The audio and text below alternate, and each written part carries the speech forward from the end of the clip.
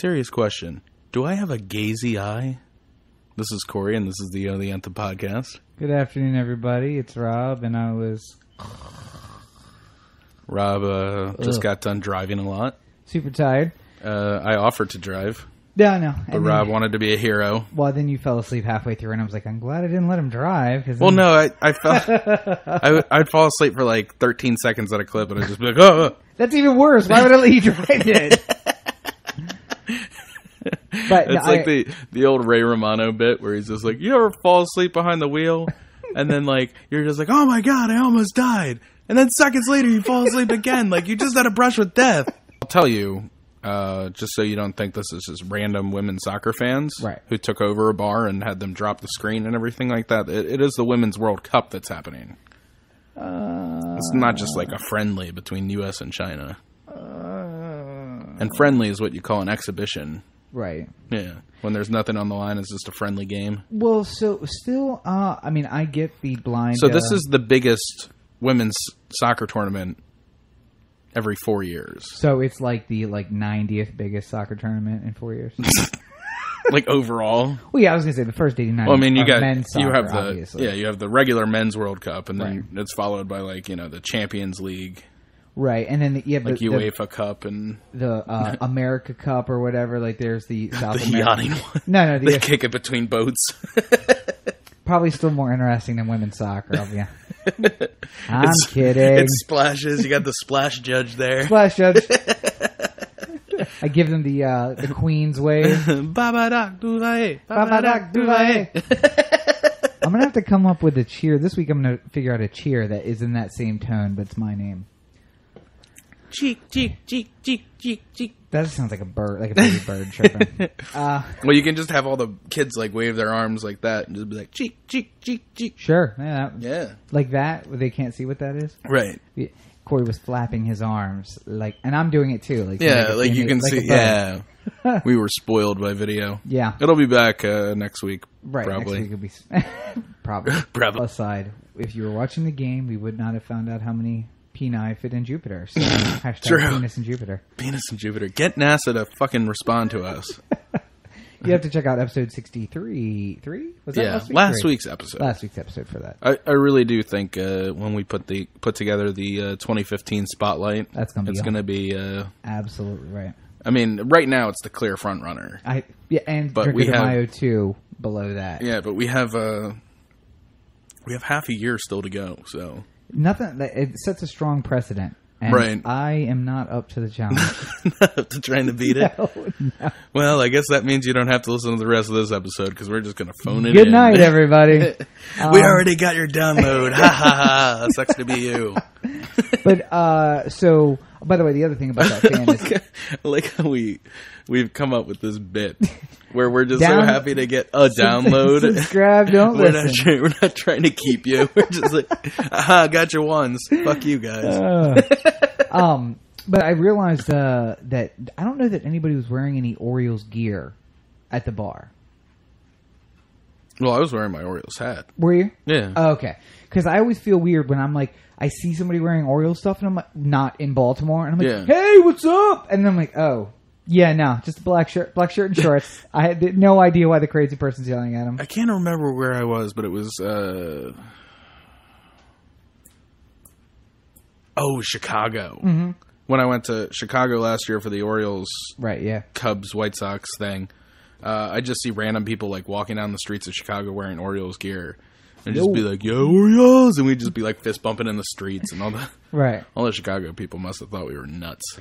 Well, when I was in Puerto Rico, we were so excited to see another person. Hey, you somebody like the team else traveled. Yeah.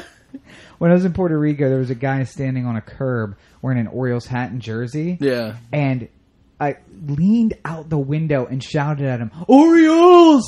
And then I realized I didn't have my hat on. It was sitting on the seat next to me. So in order to make myself feel better, I then continued to lean out the window and shout like a further crazy person while shaking my Orioles hat at him.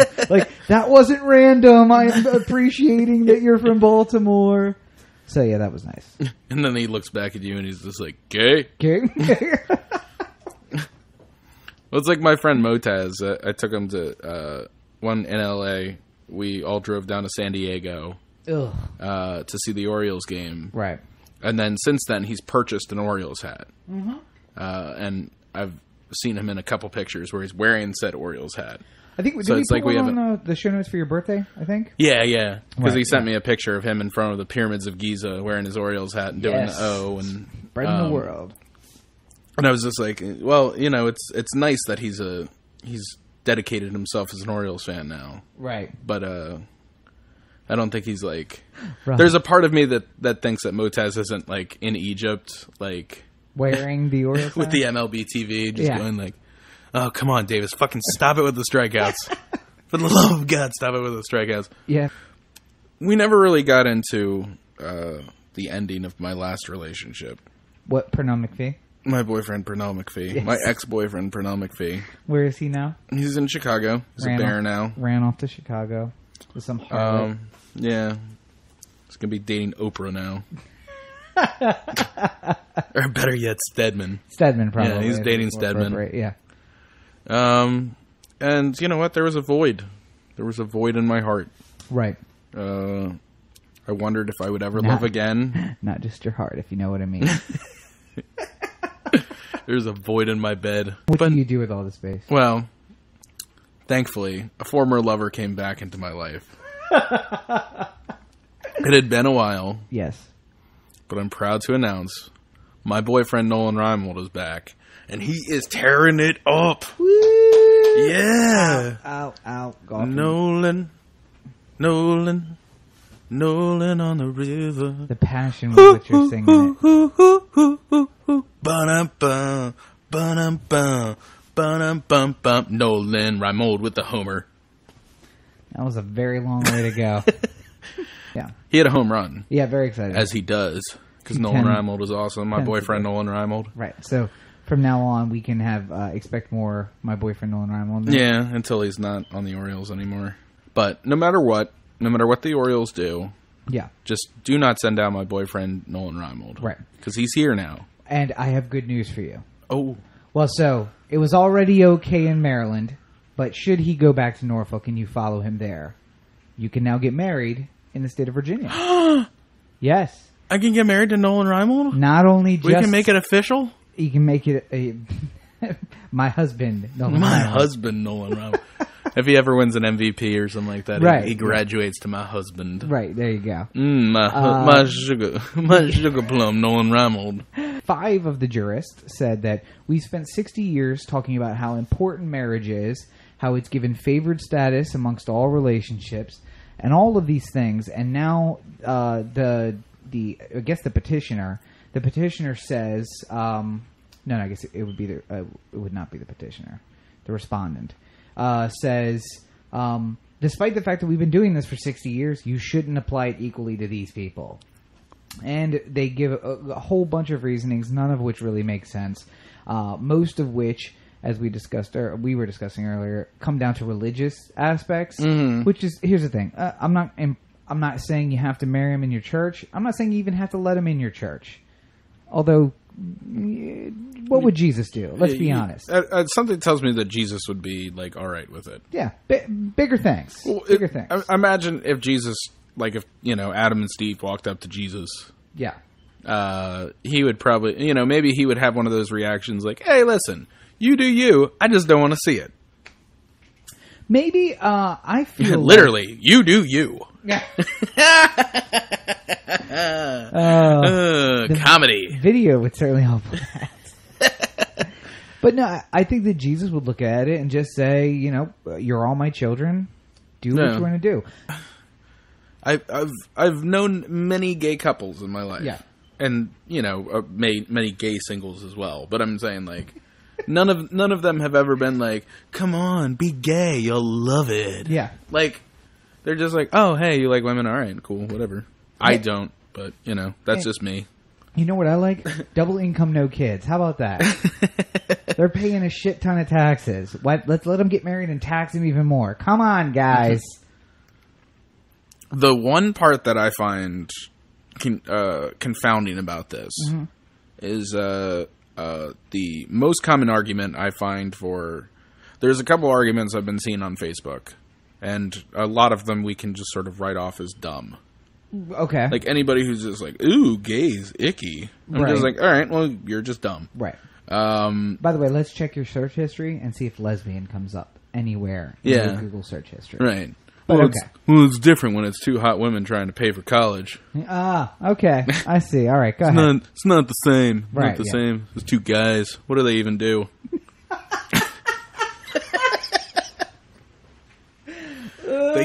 They can't sexy make out or anything like that.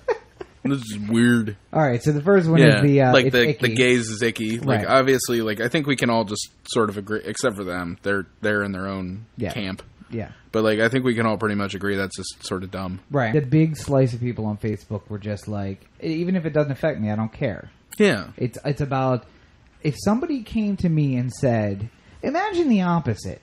Imagine someone came to you and said, I don't care how much you love a woman, just not allowed.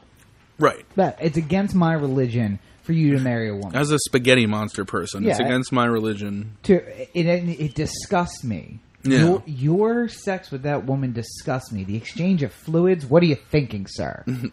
But your penises and your vaginas. Willy-nilly. And yeah. So that's when I think about somebody saying that, I'm just like, I couldn't. Why would anyone... Because people are rude and they don't give a shit. Yeah. And the book says what it says. But my point all along has been, you need to take one of two tacks here. Either say, one, anybody can marry any person. No, not a donkey, not a dog, not a frog, not a log. Can we just be reasonable? I mean, but that's the other thing people say. Well, I guess I should take Rover down to the church and get married to him. It's a person. Yeah, she's not a dog. It's a person. I feel like the minimum requisite for being able to get married is being able to actually say I do. Yeah, right. Okay. And sign your signature on. I was going to say the signature is document. probably the bigger thing. Yeah, because you could probably train a dog to say I do. Or a parrot. I do. I do. Well, it's done. There we go. There you have it. There you have it, liberals. I married a parrot. But no, so either let everybody get married. I can't wait to get head from this thing. Yeah, oh my God. Okay. Anyway, stepping back. Either let everybody get married to whoever you want, whatever person you want to marry. Yeah. And you know what? If you are a man transitioning to a woman who wants to marry a woman transitioning to a man, God bless you. Do whatever makes you happy. You do you, boo-boo. Or stay out of the whole fucking thing. And that was my policy, was just say, fuck it. No, nobody can get married. We don't issue government licenses. Go to the church if you want to do that. We'll file a contract between us with the government. And if a couple of years later it doesn't work out, here's our dissolution paperwork. Yeah. We're no longer a corporate entity. Right. Same deal. We're no longer Rob and Girl Corp. Right. And instead, we probably get much better tax rates from this particular government, too. Or Corey and Nolan Corp. Exactly. Yeah. I guess the last thing we had to touch on is Governor Larry Hogan. And we want to send our best out to Governor Hogan and his family in this trying time that he's going through. Mm-hmm. It's unbelievable. I guess I'd like to... I mean, obviously the news is really bad with the cancer. Yeah. And I hope that he's able to get through it, even though it doesn't necessarily look or sound good. No. He's in good spirits, though. He's taking it with the right attitude. Yep. So... And he wants to be governor as long as he can be governor, and I'm sure he will be. And probably a little while after, he should probably have given it up, and he'll continue to do it. Mm-hmm. But he's a businessman, and he doesn't give up. So that's how and if anything goes wrong, we have Rutherford. Right, Boyd Rutherford. What do you know about him? What's that? What do you know about him? He's a Dick Cheney type. He's a behind the scenes. Right. He's not an out front type. Probably not the guy that you want to be governor. I'm fine with it. Like, not that. Hopefully, we won't get to that point. Right, obviously, but I'm saying like if you didn't want him to be lieutenant governor, then you don't vote for Hogan. Right. Yeah. So how badly do you not want him to be governor? Like, I wasn't going to vote for McCain when Palin was the vice president. That's true. Just because you're talking about, I mean, heartbeat revisionist away. history. Yeah, he's a heartbeat away. And not such a steady heartbeat away from the presidency. Yeah. Not the guy We're who's talking had 2 heart about, attacks he was like 77 at the time. Had 2 heart attacks under his belt. Yeah. No, thank you. Yeah. I mean, if I wouldn't be overwhelmed with Biden coming in at this point either. But he at could least handle the job. Biden could drift us to 2016 just fine. Yeah.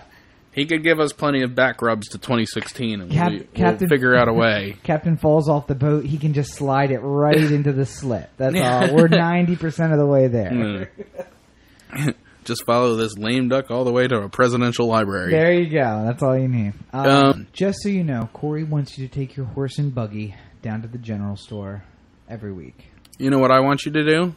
What's that? I want you to go to otheanthem.com, send an email to Corey at otheanthem.com, go to The Anthem on Facebook, Twitter, Google+, YouTube, and the listener line, 443-219-7595. What's the number again?